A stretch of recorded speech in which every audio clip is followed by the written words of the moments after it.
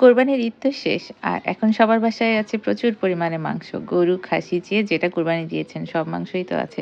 তো আজকে দেখাবো খাসির মাংসের রেজালা। গরুর মাংসের রেজালাও এভাবেই করতে পারেন। জাস্ট একই মসল্লা।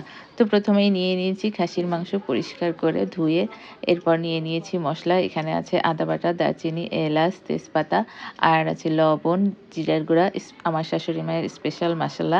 ওই মসলার রেসিপিটা আমি কমেন্ট বক্সে দিয়ে দিব। তো আপনারা দেখে নিতে পারেন। আর ছিল জিরার গুঁড়া, দারচিনি, এলাচ গুঁড়া। এগুলা দিয়ে এখন মাংসটাকে আমি মেখে নিব। প্রথমেই দিয়ে দিচ্ছি পেঁয়াজ ছেঁচা আর হচ্ছে কাঁচামরিচ একটু ছেঁচে নেওয়া আর হচ্ছে রসুন ছেঁচে নেওয়া। এগুলো একটু ছেঁচে ছেঁচে দিলে হয় কি, এটা খেতে ভালো লাগে, ঝোলটাও খুব সুন্দর ঘন হয়। তো এগুলা দিয়ে একটু লবণ দিয়ে টক দই দিয়ে আমি এটাকে ভালো মতো মেখে নিব। মেখে নেওয়ার পরে তারপরে সরিষার তেল দিয়ে আরও কিছুক্ষণ মেখে নিব। এই রেজালাটা খুবই সহজে রান্না করা যায়, খুব স্পেশাল কোনো মশলা লাগে না। দেখতেই তো পেলেন ঘরে থাকা সব মশলা। আর যে স্পেশাল মশলাটা বানানোর কথা বললাম ওটাতেও খুব আহামরি কিছু থাকে না, অল্প কিছু উপাদান দিয়ে ওটাও বাসায় বানানো যায়। তো ওটাতে ভালো মতো মেখে নিলাম আর দিয়ে দিচ্ছি এখানে সরিষার তেল। সরিষার তেল দিয়ে মেখে এটাকে 30 মিনিট রেস্টে রেখে দিব। হ্যাঁ, 30 মিনিটই রাখতে হবে, কারণ 30 মিনিট রাখলেই এই মশলাটা মাংসের ভিতরে খুব ভালো মতো যাবে। আর অনেক সময় খাসির মাংস আছে না, একটু গন্ধ গন্ধ লাগে, সেগুলো কিচ্ছু থাকবে না। একবার এভাবে ট্রাই করে অবশ্যই দেখবেন। এই তো হয়ে গেছে। 30 মিনিট পরে চুলায় আমি বসাই দিলাম। এটা এখন খুব ভালো মতো কষাবো। এটাতে পানি টানি কিচ্ছু দিব না, এটা থেকে পানি বের হবে। এটা খুব ভালো মতো কষাবো।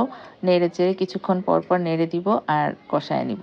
এটা কষাতে আমি মনে হয় 30 থেকে 40 মিনিট কষাইছিলাম। কষায় যখন একদম শুকনা শুকনা হয়ে গিয়েছিল, তারপরে এটাতে আমি হচ্ছে ঝোলের পানি আর আলু দিয়ে দিয়েছিলাম।